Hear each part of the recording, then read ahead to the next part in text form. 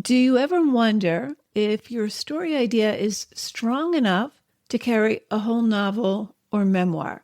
Maybe you're mid-draft, struggling to connect a lot of disparate scenes into one cohesive story. Or you have a habit of starting projects but never finishing them because your ideas fizzle out. Maybe you have too many ideas and can't corral them into one unified story. If that sounds like you, I just created a free, quick guide to nailing your story idea. In just 3 quick steps, you'll uncover the heart of your story, craft a one-sentence premise you can build your entire book on, and gain the clarity and confidence to keep going. Download yours at nancypanuccio.com/idea. That's Nancy with an I, Panuccio with 2 C's, nancypanuccio.com/idea.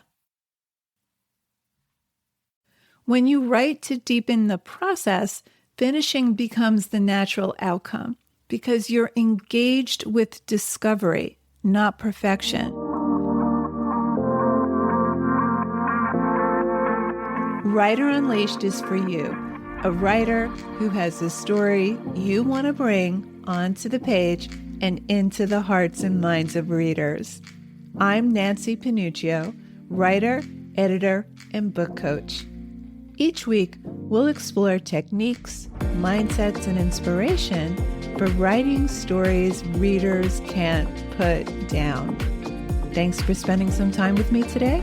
Now, let's begin.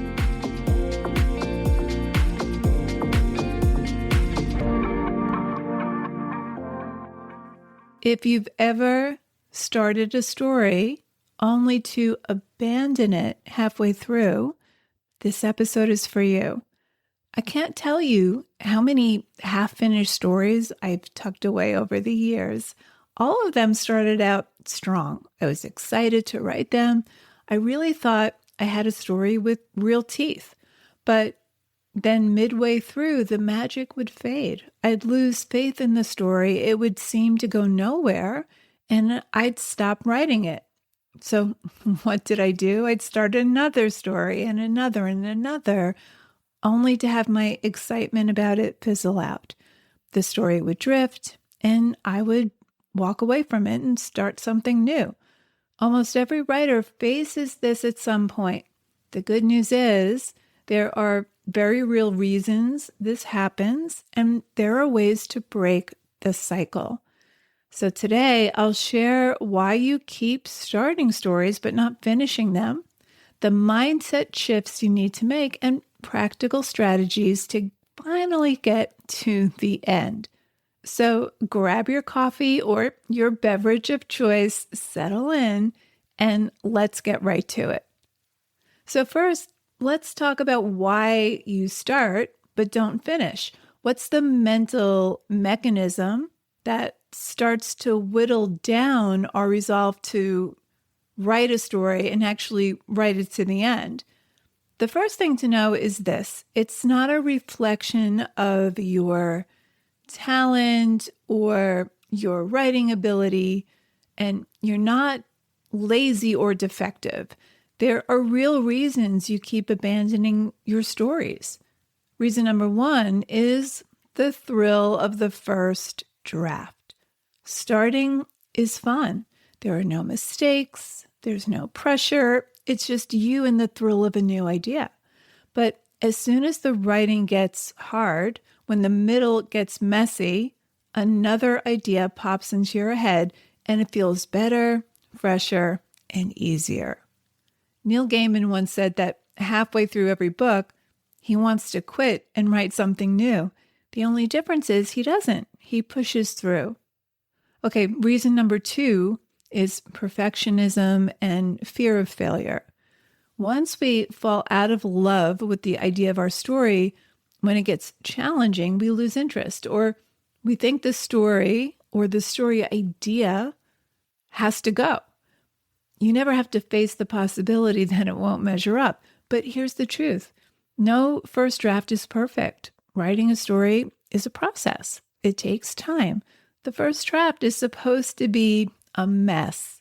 It's supposed to be untamed to a certain degree. Reason number 3 is there's no clear map. Many writers get lost simply because they don't know where they're going.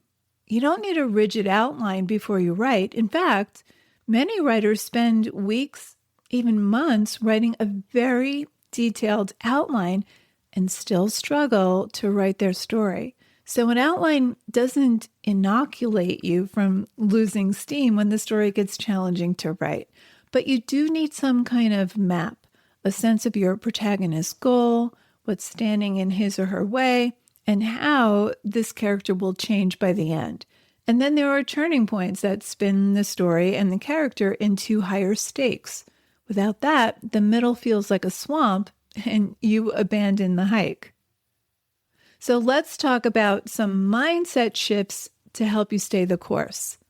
How do you stop this cycle? Well, it starts with shifting how you think about writing. So shift number 1 is commit to the process. Finishing a draft, any draft, is a success. Starting the story is a success. Don't worry about whether it's good. Good comes later. For now, your only job is to commit to the process and finish. That doesn't mean your first draft will come out fully formed. It most likely won't. And your ideas about the story will change over time, and that's okay. The first drafts can feel ungrounded because the story is still floating in your imagination. The more you revise, the more grounded your story will become. You'll get more familiar with the world of your story, not as an abstract outline or idea, but as a real tactile world. So, number 1, commit to the process. Okay, shift number 2, commit to one story. Don't chase every idea you have for this story. That's a sure way to become overwhelmed and lost. Put your ideas in a notebook or a separate file so you can pull from it later if you want. You can date them, jot down a few lines, and then get back to your current draft. Ken Atchity goes further and says not to even write all your ideas down. He suggests putting ideas aside for at least 2 weeks. He believes that if an idea is worth pursuing, you'll remember it. What often happens is writers have too many ideas for the story, and they wind up telling too many stories within the narrative, and these different stories compete. They don't connect to any through line. So to stop chasing every idea you have for your story, I suggest putting it in a separate file, not in the draft itself. This trains your brain to focus, and it keeps you from putting everything in, including every bad thing. At some point, you're going to go over your first draft and look for the central through line. So if there are other storylines, you see how they all connect or don't connect. If they don't connect, you cut them. But if you throw too much into the pot, the story becomes unwieldy. And that's where most writers lose interest. They get overwhelmed, and that's why they go on to the next shiny idea, and the cycle repeats. Okay, shift number 3. Expect the messy middle. Every story hits a point where it feels hard and sprawling, and this is where most writers lose interest. This doesn't mean you're doing it wrong. It means you're in the middle. And by the way, the middle is the story. The first act sets it up, and the last act resolves the questions that were set in motion in Act 1. But Act 2, the middle, is where the real story happens. It's where the stakes escalate and where character change happens. A lot of writers think they need to write their story in order. So they write the beginning over and over and over, perfecting that and not getting to the finish line in the rough draft stage. I did this once with a story. I started writing it in the middle of the night. It just came to me and I had to get out of bed and start writing. It was just one of those ideas that grabbed me and I had to write it down. So I wrote the beginning scenes. I didn't finish it, but then I kept going back and started editing the beginning. And I rewrote and rewrote all those opening scenes. And I was never able to finish the story for several years because I kept perfecting the beginning instead of letting the energy pull me through to the end. James Scott Bell and many other authors and writing coaches suggest writing from the middle. James Scott Bell wrote a whole book on this topic. His approach emphasizes finding the midpoint of the story, what he calls the mirror moment, to guide the writing process. This approach can help you avoid the saggy middle. This is where the story often gets overwhelming and spins out of control, and it's where a lot of writers give up. They think the problem is the story itself or the idea, and so they lose interest and they start in another story and the cycle repeats. You don't have to write your story in order from start to finish. It's far better to start where you're most energized. Don't rework the beginning over and over and over. The beginning of your story is likely going to change anyway, so don't get stuck there. Okay, here are 4 practical strategies to keep writing. So you can put this into practice right now. Strategy 1, set milestones, not just a finish line. Instead of obsessing about the entire book, focus on the next chapter, the next scene, or even the next 500 words. Think of the story in terms of moments rather than chapters. Chapters are dividers that calibrate the reader's experience of your story, but scenes set the structural pace. So rather than think of finishing the book, I mean, of course you want to finish it, but each day you write, even if the progress is small, it's still progress. So celebrate each small win. So set milestones, not just a finish line. Okay, strategy number 2. Create a writing routine you can stick to. Consistency beats intensity. You don't need marathon writing days. You need 20 to 30 minutes a day or even 3 times a week where you show up. That's it. Consistency is more important than how much time you spend. Some days you'll be on fire. Other days you might eke out a few sentences. Stephen King admits every book feels like a slog at some point. He pushes through by writing a set number of words daily, no matter what. Now, you may not have that kind of flexibility with your time, but just make sure it's consistent. Don't think of the time so much as the consistency. Okay, strategy number 3, build accountability. Tell someone about your goal. Join a writing group. Work with a book coach or commit to sending a weekly word count update to a friend. Even best-selling authors rely on deadlines to finish. So you want to make sure that there's some accountability, because what happens invariably is if we don't have that kind of deadline, if we don't have accountability, it's so easy to blow it off because everything else is more powerful. Netflix is more powerful. Washing the dishes is more powerful. Cleaning the house and so forth.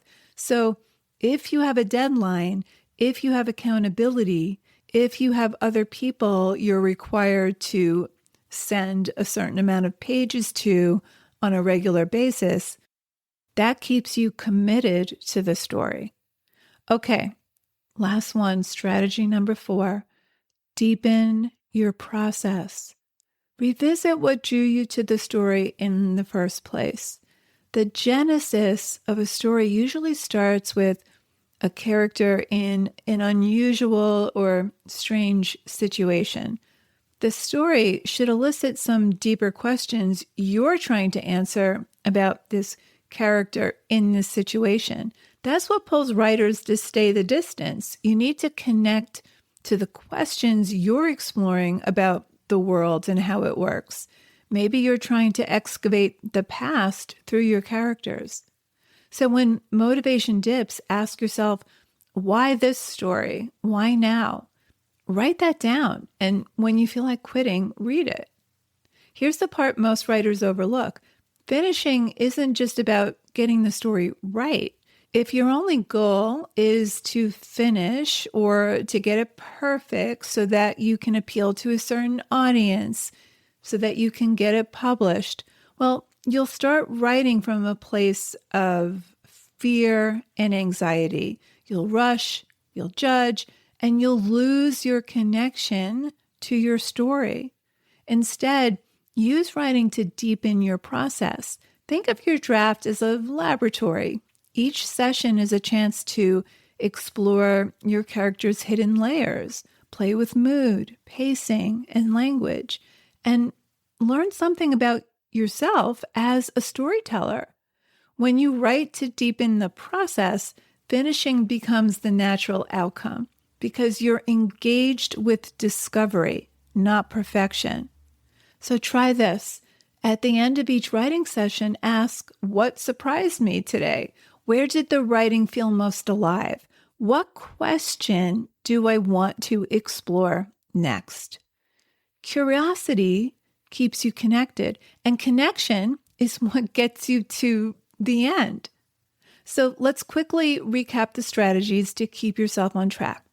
Number 1, set milestones, not just a finish line. Focus on the next scene, the next few hundred words. Celebrate the small wins because they do add up. Strategy number 2, create a writing routine you can stick to. Show up consistently, even for short sessions. Regularity builds momentum. Number 3, build accountability. Share your goal with someone, join a group, or set a deadline to keep yourself moving forward. And number 4, deepen your process. Write not to get it right, but to explore. Stay curious about your characters, your story, and yourself as the writer. These strategies help you break the habit of abandoning drafts and starting over. They help you build a steady, lasting relationship with the story you've already begun. Elizabeth Gilbert, in her book Big Magic, says to treat creativity like a long-term relationship, not a fling. You show up even when it's not thrilling. So here's what I want you to take away. Focus on what your work needs. Your story needs you to stay with it. New ideas will always seem shinier, but if you jump to a new story every time things get hard or overwhelming, you never experience the magic that happens on the other side of that challenge, of that difficulty, because that's where the real growth is. The middle of your story might feel messy. It might feel uncertain and even boring. That's normal. That's where the real growth for both you and your character happens. So every time you resist the urge to abandon your story, every time you choose to show up for the story, you strengthen not only your draft, but your identity as the writer you want to become, the writer who finishes. So here's my challenge to you. Choose one story, the one that keeps tapping you on the shoulder. Commit to staying with it even when it gets hard, and use every writing session to go deeper, to explore, and to move the story forward. Don't let this be another draft that gathers dust. Stick with it. See it through. When you finish, you won't just have a completed story. You'll have proof that you can do hard things, that you're actually a writer. You have taken a huge step toward becoming the writer you want to be. So there you have it. Thanks for hanging out with me today. If you know any writers who need some support in their writing, please share this episode or the Writer Unleashed podcast in general. And if you love what you're listening to, subscribe on your favorite listening platform.